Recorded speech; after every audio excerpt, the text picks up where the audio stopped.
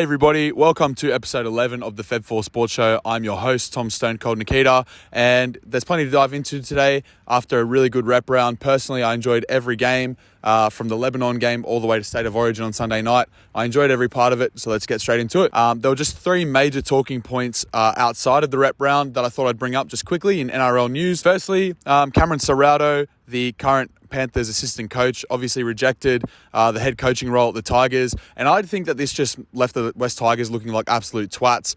I was starting to wonder, did the West Tigers sack Madge with all their hopes pinned on, signing Cameron Ciraldo as their head coach? I really hope that that's the case because, this just makes the Tigers look like an absolute bunch of basket cases. And hopefully this is one of the first stepping stones into the club realising that the board that are there making all their decisions aren't good enough to be there. So I hope that this is the start of the end and the downfall of Justin Pascoe, but we just got to wait and see. Our second point was Payne Haas's injury on Sunday night in the State of Origin. At the end of the game, we saw him in a moon boot or a brace. It was one of the two. And, for me, this is a talking point because we've just seen the Brisbane Broncos make this really big rise. They were sitting fourth in the NRL up until last weekend. And, now looking at the injury list for the Broncos, they've got Albert Kelly, Adam Reynolds, Tyson Gamble, Herbie Farnworth, and Payne Haas now all out. 5 of their biggest players. And, I really don't see, the next few weeks looking good for the Broncos. Hopefully they can be tough enough and remain in that top 8 position. But again, only time will tell. The third talking point outside of rep round is the return of Ryan Pappy or Ryan Pappenhausen. I think that this is what's going to be the difference between the Melbourne Storm kind of being, that good team that are just scraping wins by at the moment to returning back to one of the best teams in the comp. Personally, I think that when Pappy and Jerome Hughes were at Melbourne a few weeks ago tearing it up, I thought that they were the best team in the comp. Yes, better than the Penrith Panthers. I think the return of Ryan Pappenhausen could really make this comp a little bit more interesting, and we could see Melbourne go on to potentially challenge Panthers for the best team in the comp. So before we get into the rep round recap, I don't know about you guys, but I really enjoyed the rep round this week. I love the way it was worked out with Lebanon playing on a Wednesday night, and then, we kind of built up the intensity all the way into State of Origin on Sunday. I think the other great game was New Zealand and Tonga on Saturday afternoon. I thought that was really, really cool. I actually loved the rep round being like this. I would have no problem whatsoever with every State of Origin week being like this, where, the Island Nation teams get to compete against each other. But the only thing against that is, obviously, as we saw with Kotoni Staggs, players are then forced to either pick to play for New South Wales or Queensland or play for their native teams. And, to me, that's kind of a problem that you really don't want players to be picking with because, I enjoy players playing for both, New South Wales, Queensland or, their native teams. So we obviously saw Wayne Bennett saying the same thing this week where, the NRL have really missed an opportunity because they've announced for the next 5 years that Origin will be played every Wednesday night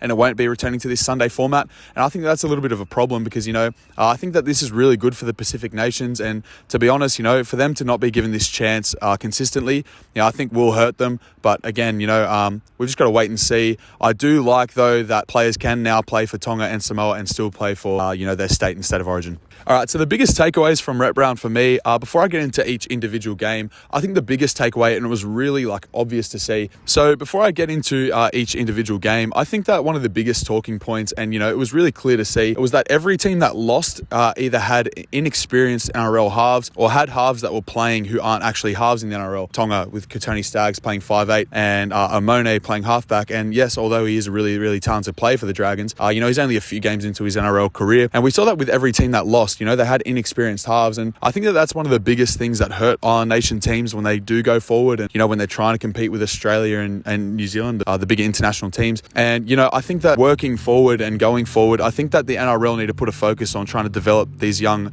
Polynesian halves. And, I think that that's just going to only go to strengthening their teams. You understand the problem, obviously a lot of the Pacific players are a lot bigger than, the Aussie players, and therefore, they move into the forwards or, they go into more power-based positions.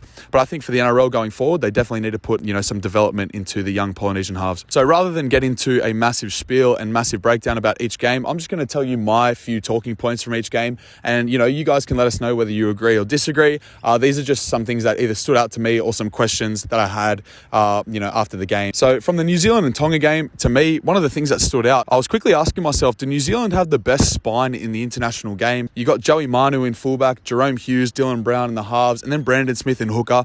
That is a damn good spine. And to be honest, even when Australia are at full strength, I don't know if I'd take their spine over that New Zealand spine. That was definitely one of the main points that I left the New Zealand game with. Number 2 from that game, I'm thinking that this may be the strongest Kiwi team we've seen since 2008 when they won the World Cup. Look, I'm not a Kiwi, so I don't want to say it, but I think that there's every chance that this may be the best Kiwi team of all time. If you look at the quality of players in their team, they're some of the best guys turning up in the NRL every single weekend. I don't know if New Zealand have ever had that consistently throughout their squad. So, that was definitely another major talking point for me at the end of the game. And finally, a few years ago, we saw Tonga beat Australia when they had, obviously, Conrad Hurrell. He got a tattoo. If any of you guys have seen that, it's quite funny. But, obviously, it meant so much to the Tongan players, and they were able to pick up a win. I think it was 2017 to 2018. I could be wrong there. But, my thought was, straight after the game, they looked so much weaker. Not that the passion wasn't there, but I just thought that, they didn't look like that same squad, and kind of worrying for me. I hope that, Tonga's best days aren't behind them, but, I think it goes back to that point about halves before. They had Kotoni Staggs playing 5'8". We know how lethal Kotoni Staggs can be, and I think putting him in that 5'8" position just kind of hindered his performance. So I really hope that the best days are yet to come for Tonga, but after watching the game on the weekend, it didn't have me too confident for them. In the Fiji and Papua New Guinea game, to me, there was only really one point that I came out of that with, and that was, how much better Papua New Guinea looked in that game. And, I was thinking to myself, what's the key reason? And to me, it was the inclusion of the Papua New Guinean team into the Queensland Cup. I think that that's just really increased the quality of football they're playing. It's obviously given, a few players a lot more experience in that kind of, upper tier rugby league. They're playing against players who are formerly in the NRL or, fighting for the NRL. And I think that that's just, really night and day improved the PNG squad. My only thing for them, I think going forward, I'd be picking James Seguiaro. I think, he's kind of got that combination of experience and leadership. And I think that would take them to be one of those top teams. I don't think that they're any closer to competing with Australia and New Zealand yet, but I certainly think that they're on their way up. In the Samoa and Cook Islands game, I had a couple of thoughts after that. Number one, the performance of Josh Schuster. I thought he was unbelievable. He had 3 try assists, but you don't really see many second rowers just carving up like that. He was putting players through holes. He was making breaks himself. He was awesome. I was really, really good to see from Josh Schuster. And my second point from that game was that game was far too easy for Samoa, and it led me to thinking, how can they combat that? And, when the State of Origin's on, I'd love to see a kind of, a Pacifica Cup where, you get teams like Samoa, Tonga and New Zealand play off against each other, in just a 3-way competition. Or you could even chuck a fourth in there being Fiji, PNG or Cook Islands, and then see them play off over a few weeks. And I think that'd be awesome, not only for developing Pacific footy, but, it's also giving the players a choice for, to represent their native country. And, I think that'd be really good for the NRL going forward. And my talking points, the final game of Rep Round, State of Origin, to me, Jake Trbojevic, he was one of the players who, when he wasn't picked for game 1, everyone was saying, how was he not picked? And, he just came out and showed us that exact work performance, that workhorse performance that we expected, similar to what Ruben Cotter gave Queensland in game 1. He was great in defence. He was great going forward. He gave us the punch we needed, and I'm really glad he was picked. Number 2, Burton's debut, and I guess where this leaves New South Wales moving forward. I'm now thinking to myself, who do we pick in the centres when everyone's fit? There's no way in hell you can drop Matt Burton after the performance he put in, not just offensively, defensively, also with his kicks. That one in particular that put Murray Tuilagi under a huge amount of pressure. That just creates another selection dilemma for New South Wales going forward. I know that Latrell Mitchell is going to be back for Origin 3 to be more precise. We've also got Kotoni Staggs back in the mix. Jack Whiten will be back. So it leaves a lot of headaches. But again, for New South Wales, I think Matt Burton's now the first centre picked. One of the major turning points that we spoke about for game 2 for New South Wales to make sure that they had a good chance of winning was Nathan Cleary stepping up. And look, although I don't think he was unbelievable the entire game throughout, I think that he started to step up a little bit more once the game was kind of put to bed with his 2 tries. But his kicking game was much, much, much better. We saw, obviously, his early try assist to Matt Burton, which was a great grubber kick. I think that Nathan Cleary really did step up, and, he was the main reason why the Blues won. So we said he needed to do it, and he did it. And I think that he needs to repeat that same performance for us to have a chance in State of Origin number 3. So we're now moving on to 3 burning questions. And we got a few questions from TikTok again this week, which is really appreciated. So thank you very much. On to the first question from TikTok. This is from Nicholas D. Rossos 114. Sorry if I mispronounced that, mate. And he asked, do I think that the Bulldogs can contend for a premiership in 2023 or 2024? Now, Nicholas, I'm very sorry to say, mate, but I really don't see the Bulldogs contending anytime soon. However, if you were to say 5 or 6 years' time, I definitely wouldn't rule it out. I think that their future lay in the hands of, players like Matt Burton, Josh Adokar, and, their younger core that they do have there. Fortunately, they've still got Tavita Pangai. His age is on their side. They've also got Reid Marnie and Viliami Kikau next year as well. So I think that's really going to play into their hands. Again, I don't see them competing next year or the year after, but I do think that they do stand a chance in the next, 5 or 6 years. For me, I think the biggest issue that they need to fix, though, is finding a halves partner for Matt Burton and then retaining Matt Burton. Because right now, I don't see Averillo or Kyle Flanagan being the kind of guys that can really steer them to a premiership next year. Once they fix that issue, though, I'm definitely happy to talk about that, and I think it's more of a conversation. So the second question came from the man behind the camera, and he asked, what is more impactful for a team, a great lock or a great hooker? Now, there are two ways of looking at it. It obviously depends on how a team plays. Personally, for me, I think that a great hooker is more impactful for a team purely because, they're touching the ball every single offensive play. And they're more likely to play 80 minutes than a lock is.